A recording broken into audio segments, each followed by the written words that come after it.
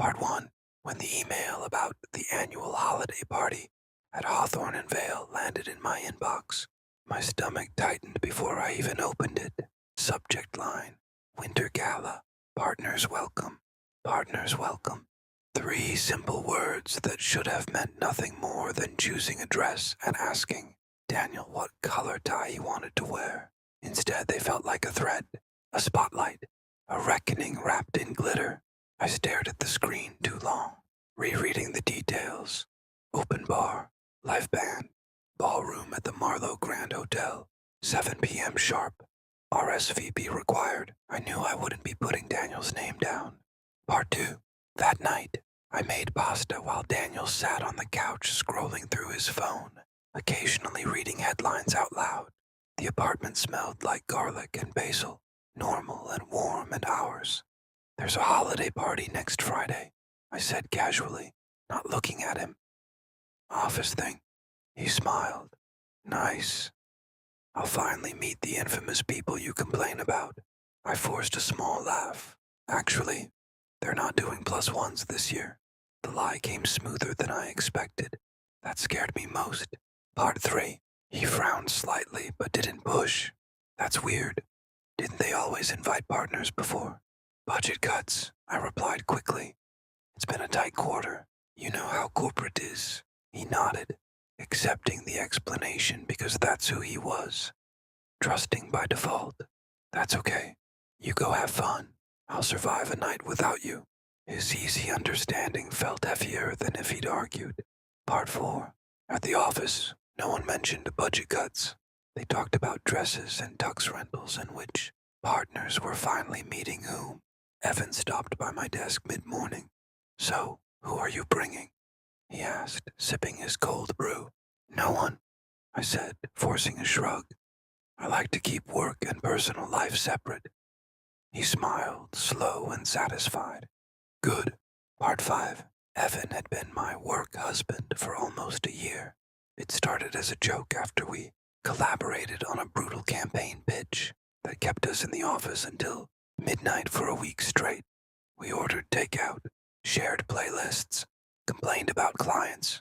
Someone once teased, "You two fight like an old married couple." Evan replied, "That's because we are." Everyone laughed. I did too. I never once mentioned Daniel. Part 6. It wasn't that I was ashamed of Daniel. He was kind, stable, real in a way that felt grounding. But at work, I was a different version of myself.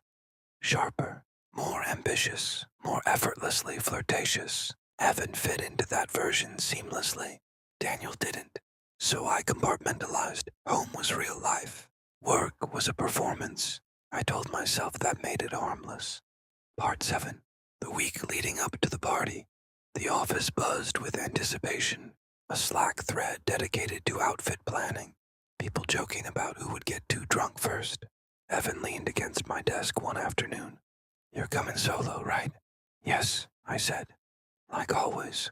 He studied my face for a beat too long. Good. Wouldn't want to ruin our reputation. Our reputation. The phrase lingered in the air between us. Part 8. Friday night arrived wrapped in nerves and red satin. I wore the dress Daniel loved.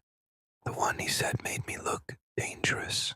He came up behind me while I adjusted my earrings in the mirror and wrapped his arms around my waist.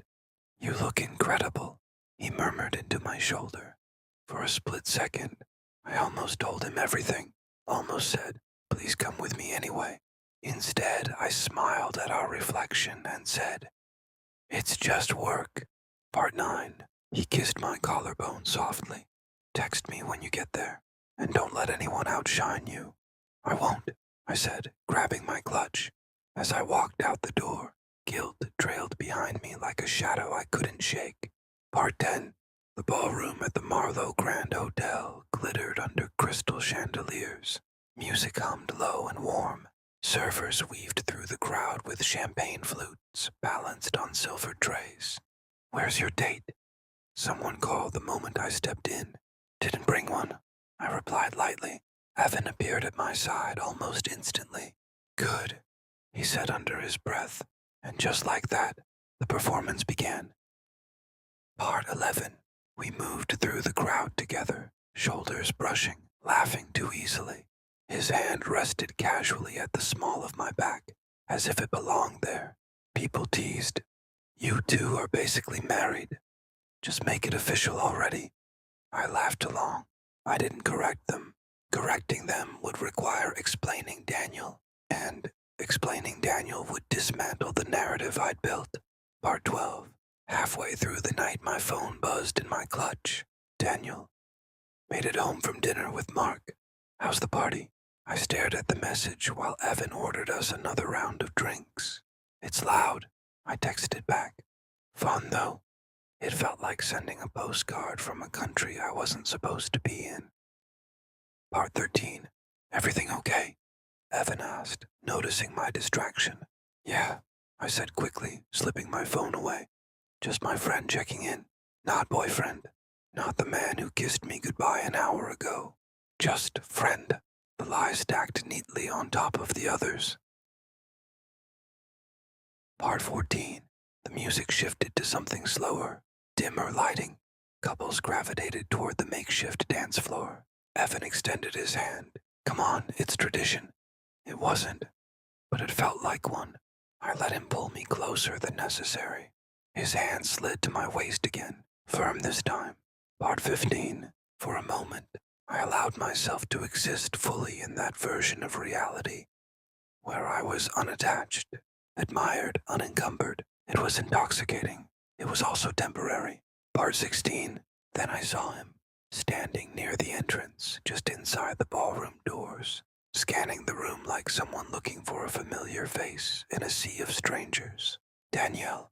My breath left my body in one sharp inhale. Part 17. He looked slightly out of place. Jeans instead of slacks, a sweater instead of a blazer, like someone who had come last minute without overthinking it, which meant he probably had. Maybe he remembered past parties. Maybe he'd grown suspicious. Maybe he simply wanted to surprise me. Whatever the reason, he was here. Part 18. His eyes found mine. Relief crossed his face at first. He'd located me, then confusion, then something else, as his gaze dropped to Evan's hand on my waist. The proximity, the intimacy, the ease. It must have looked practiced. Part 19. I stepped away from Evan so abruptly that he frowned. What? My boyfriend? I whispered. The word felt foreign in that space. Part 20. Daniel didn't storm over. He didn't shout. He simply stood there, absorbing the scene. The laughter, the whispers, the way Evan instinctively moved closer to me again, as if claiming space. Hurt settled into his expression slowly, like a realization he didn't want, but couldn't avoid. Part 21. I walked toward him, heels suddenly too loud against the polished floor. Daniel, I said softly, what are you doing here? He gave a small, disbelieving laugh. You said partners weren't invited. I thought I had no clean way out. Part 22. Behind me I could feel eyes watching, whispers already starting. Daniel glanced past me at Evan. Am I interrupting something? No, I said quickly. Too quickly. Evan approached, hand extended politely. Hi, I'm Evan. The introduction felt like a collision of two worlds that were never meant to touch. Part 23.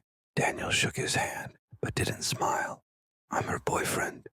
There it was, said plainly, publicly, undeniably. Several nearby co-workers turned their heads at the word boyfriend.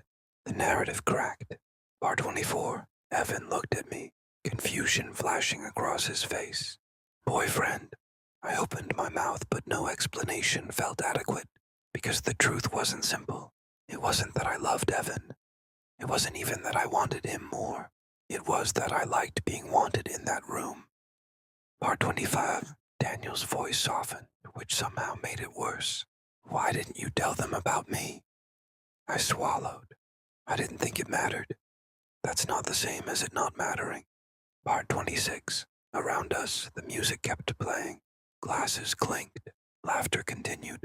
The world refused to pause for my unraveling. Yvonne stepped back slowly, reading the tension.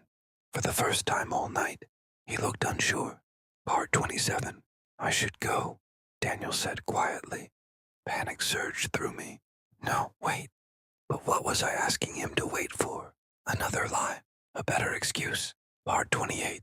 His eyes met mine one last time. Not angry, just disappointed.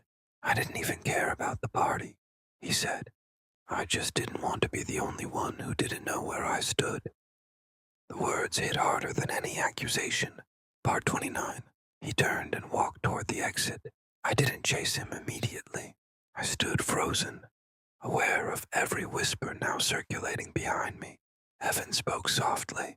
You never said you were seeing someone. I know, I replied. And that was the worst part. Part 30.